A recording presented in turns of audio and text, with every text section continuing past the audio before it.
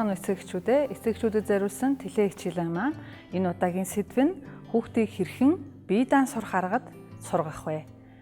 Тэгэхээр эцэг эхчүүдийн дунд хоёр төрлийн бодол байдаг.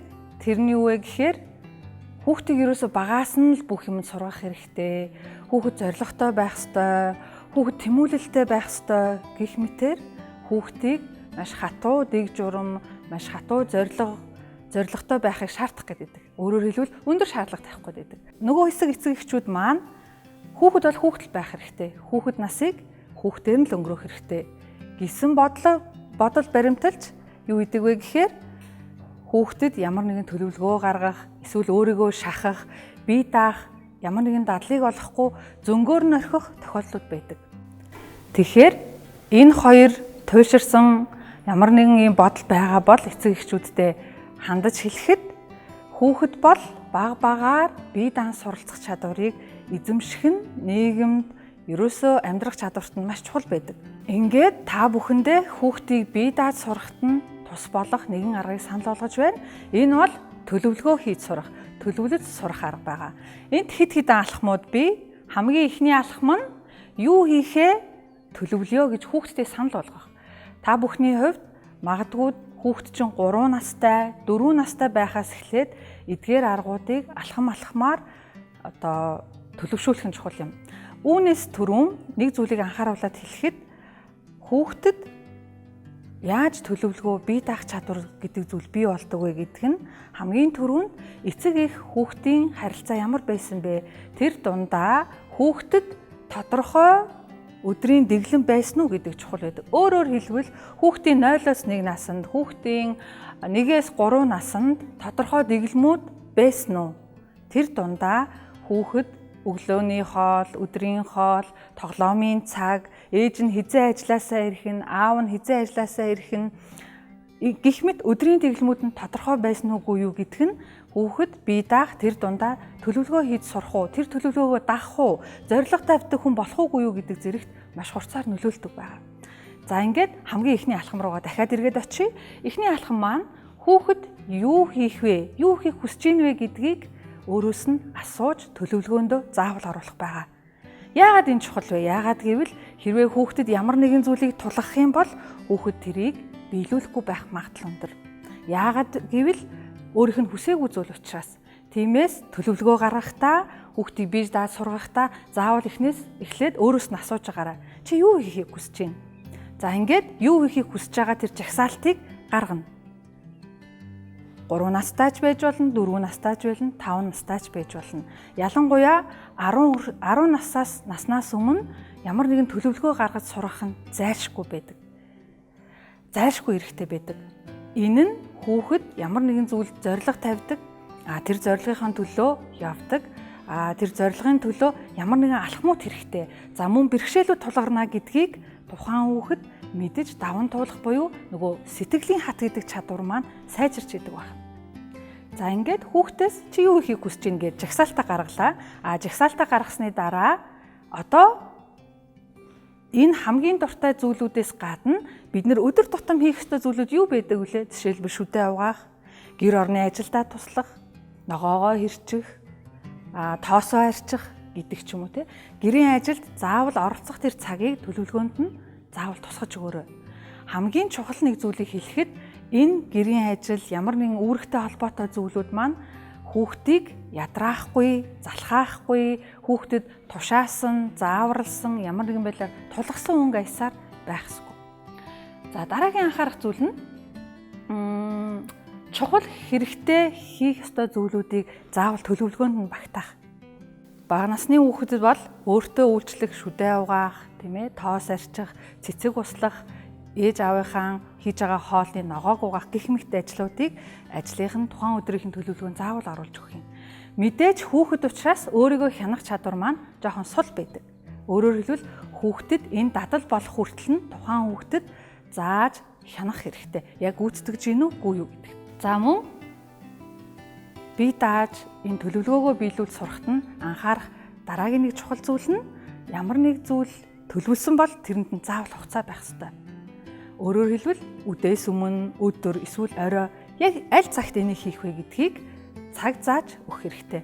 Цагтай байна гэдэг нь хүүхэд цагийн баримжаатай болдог.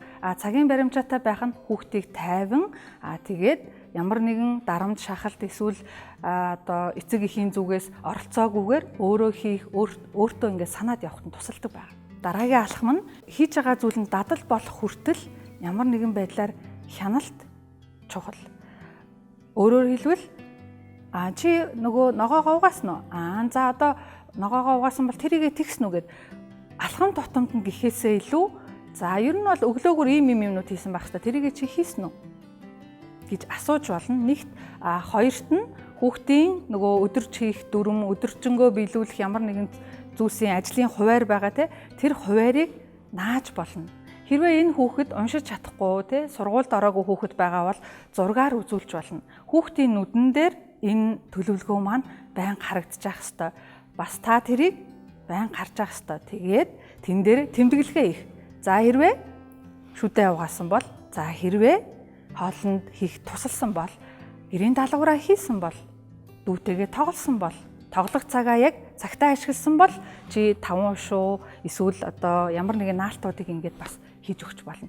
Энэ нь хүүхэд өөрөө урамшаад төлөвлөгөө тавиад, зорилго тавиад тэр зорилгоо биелүүлэхэд маш их урамтай, мөн дүхмтэй байх болно. Дараагийн анхаарах зүйл нь том ажлыг хүүхдэд өгөх хэрэггүй. Том ажил хэрвээ өгөгдөж байгаа бол тухайн ажлуудыг жижиг хэсгүүдэд хувааж болно. Мөн арай энгийн болгох хэрэгтэй. Тэгэхээр жишээлбэл гэрээ бүгднгийн цэвэрлэх гэж даалгавар өглөө гэж бодъё эсвэл хуваартанд байлаа гэж бод. Ингэх юм бол тоосоо арчих гэдэг бол нэг хэсэгт нь нэг алхам болгож хуваах нь байна. Тэгэхээр гэрээ цэвэрлэх гэдэг ганцхан том ажил биш, тоосоо арчих, чихтэй цэвэрлэгээ хийх, цэцгээ услах гэх мэтээр жижиг хэсгүүдэд хуваах нь. Ингэм бол хүүхдэд нэг дарамтгүй тэгээд дээрэс нь хүүхдэд өөрөө одоо болж ийн хийж ийн би чадчихлаа гэд тухайн үедээ ингээд хурдан үр дүнгээ хараад явах боломжтой байгаа. Ялангуяа бага насны хүүхдүүдийн хувьд бол энэ чухал байдаг. Хизээ үр дүн гарах нь мэдэгдэхгүй, хизээ энэ дуусах нь мэдэгдэхгүй ажлыг хүүхдэд битгий өгөөрөө. Яагаад гэвэл энэ бол хүүхдийн хувьд үр дүнгuu хөдөлмөрөөс залхах, хичээлээсээ залхах, дүүгээ харахаас залхах гэх мэт зүйлүүдээр бас хүргэж болдог. Би дааж төлөвлөгөөгөө биелүүлж сурах дараагийн алхамд маань анхаарах нэг зүйл нь хүүхэд яаж хийхээ өөрөө сонгох боломжуудыг олох. Өөрөөр хэлбэл сонголтуудыг олох. Сонголт байгаа үед хүүхэд эрх чөлөөтэй мөн бие даасан хариуцлагыг өөр дээр мэдэрдэг. Би сонгож болох юм байна. Сонгож байгаа учраас тэр сонгосон сонголтондоо хариуцлагатай байхыг энэ сонголт нь хүнд бий болгож байдаг. Тэгэхээр хүүхдийн хувьд эрх чөлөө сонголт олгож байгаа мэт боловч нөгөө талаараа шийдвэр гаргах чадвар мөн хариуцлагын мэдрэмжийг төлөвшүүлж байна гэсэн. Яаж хийх вэ? Чи жишээлбэл цэцэг услаа гэж бодоход шилэн савнд хийгээд услах уу? Эсвэл цэцгээ энэ талаас нь услах уу, нөгөө талаас нь услах уу? Гурилаа ингэж илтэх үү, тэгэж илтэх үү? Гэрийн даалгавраа өглөө хийх үү, үдээс хойш хийх үү? Дундуур нь хэдэн удаа амрах вэ? Гэх мэт хүүхэд тухайн хийж байгаа зүйл дээрээ тоглоомын цагаа ч гэсэн ямар тоглоомоор тоглох уу, ямар тоглоомороо тоглохгүй байх уу, хизээ амрах уу гэх мэт зүйлүүдээрээ өөрөө ингэ сонголттой байвал их зүгээр байдаг. Хүүхэд энд хариуцлагатай болно. Өөрөө сонгосон учраас өөрөө бас хариуцлагаа хүлээнэ гэсэн. Ингээд хамгийн сүүлийн анхаарах зүйл маань гэрийн ажилтай холбоотой зүйлийг нэг цагт тогтмол болгож өгөх. Хамгийн түрүүний дүрм дээрээ бид нар ярьсан тогтмол байна гэдэг нь хүнд дарамтгүй болгодог.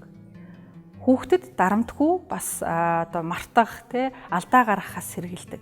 Тэгэхээр гэрийн ажилтай холбоотой ажил үүргүүд байгаа бол эсвэл тэр шүдэ угаах гэдэг ч юм уу энэ дадалтай холбоотой зүйлүүд байгаа бол энийг заавал өөрийнх нь тогтмол цагт одоо хийлгээрээ. Мэдээж энийг биелүүлэхэд нэг хүндрэл гарч магадгүй. Тэр нь юу вэ гэхээр эцэг эхчүүд маань өөрсдөө энийг яг хийдгүү, энийг биелүүлж байгаа юугүй юу гэдэг. Тэгэхээр та бүхэн өөртөө бас ямар нэгэн ажилласаа ирж байгаа цаг, хүүхдтэйгээ тоглох цаг тийм ээ телевизэр үзэх цаг чинь хязгаартай. Энэ нь бас тогтмол байх юм бол хүүхэд юм бол хэмжээ хязгаартай байдаг юм байна. Аав яг хэлсэн амандаа хүрдэг, хийх үедээ хийдэг, хийдэггүй цагаараа бол энийг хийдэггүй гэдэг ч юм уу. Гэх мэтээр хүүхдээс бас энэ тогтсон баримжаа бас бий болдог байна. Эцэст нь эцэг эхчүүдэд зориулаад хүүхдийг бие даахт нь, хариуцлагатай шийдвэр гаргаж чаддаг, зорилготой сонголт хийж чаддаг хүн болоход нь туслах 5 зөвлөмжийг хүргье. Хамгийн ихэнд нь та хүүхдээ өөрчлөх гэж битгий оролдоорой. Өөрөөр хэлбэл хүүхэд болгоно өөрийн гэсэн темп байдаг. Хэрвээ хүүхэд чинь удаан хүүхэд бол та хурдан болох гэж хичээх хэрэггүй. Харин удаанд нь тохируулаад удаан хүүхэд учраас арай илүү хугацаа хэрэгтэй. Жишээлбэл хувцлахад хурдан хүүхэд бол 5 минутанд хувцалдаг бол удаан хүүхэд 10 минут. Тэгэхээр хүүхдийнхээ темпэнд нь тохируулаарай. Өөрөөр хэлбэл хүүхдийн зан айш, хүүхдийн темп, хүүхдээ өөрийнхөө илэрхийлэх байдалд нь тохируулж харилцаарай. Харин удаан хүүхдийг хурдан хүүхдийг удаан нухацтай болгох гэж оролдох нь хүүхдийг эвдэх, өөртөө итгэлгүй байдалд хүргэдэг байна. Хоёрдугаар зүйл нь хүүхдэд сонголт хийх боломжийг олгох. Хүүхдэд ядаж түүнээс дээш сонголт дандаа байх хэрэгтэй. Энэ нь хүүхдийг хариуцлагатай, мөн эрх чөлөөтэй өөрөө сонгож байгаа гэсэн мэдрэмжийг бий болгож байдаг.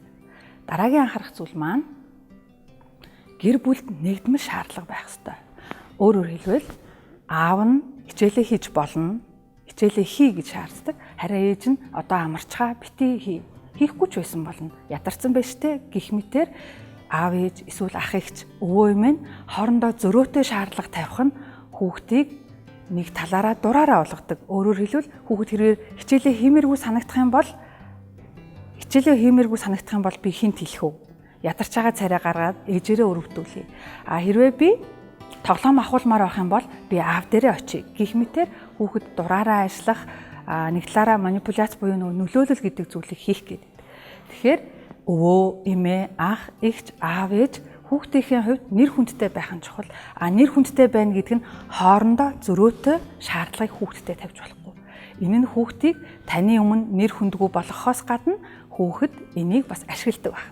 Дөрөвдүгээр анхаарах зүйл маань та бүхэн эцэг эхчүүд, ах эгч, өвөө эмээ, асран хамгаалагчид маань өөрсдөө сэтгэл хөдлөлөө удирдах чадвартай байх. Өөрсдөө ямар нэгэн байдлаар түрэмгий байдал ч юм уу эсвэл хит сэтгэл хөдлөлтөй байдал гаргадаг мөртлөө хүүхдээсээ битгий уурал, битгий уйл, битгий гомдлоод бай гэх мэт шаардлагуудыг тавих нь зөв зохисгүй юм. Учир нь өөрсдөө хийж байгаа зүйлийг яагаад би хийж болохгүй байгаа юм бэ гэдэг асуулт хүүхдийн толгойд байдаг. Ингээд эцэст нь хүүхдийн хийж байгаа зүйлд өөрийнх нь зан чанарт нь эсвэл өөртөө холбоотой ямар нэгэн үнэлгээ дүгнэлтийг аль болох бага өгөх. Чи сайн байна, чи муу байна, чиний хийсэн зүйл чинь гоё байна, эсвэл муухай байна гэх мэт үнэлгээ битгий өөрөө аль болох бага үнэлгээ өгөх. Өөрөөр хэлбэл эдгээр үнэлгээ хүүхэд юу гэж тусгаж авдаг вэ гэхээр сэтгэлзэн хувьд би сайн хүүхэд, би муу хүүхэд, би ингүүл сайн, ингүүл муу гэх. Өөрөөр хэлбэл ийм хар цагаан сэтгэлгээ бас бий болох гэдэг. Тэгэхээр үнэлгээ дүгнэлт өгөх гэхээсээ илүү чамд ямар санагдаж байна? Хийсэн зүйлийн хүрсэн амжилтыг өөрөөр нь үнэлүүлэх. Чамд ямар санагдаж байна? Чи гэрийн даалгавраа хийсэндээ баяртай байна уу? Чи өчигдрийнхтэйгээ харьцуулахад өөрийгөө өнөөдөр юу гэж үнэлж байна? Гэх мэтэр өөрийг нь өөрөөр нь үнэлүүлэх, өөрийг нь өөрөөр нь дүгнэлт хийлгэх буюу энийг өөрийн ухамсар гэж ярьдаг байна. Өөрийн ухамсарыг хөгжүүлэхэд анхаараарай. Ингээд өнөөдрийн хичээл маань дуслаа. Анхаарал хандуулсан эцэг эхчүүддээ баярлалаа.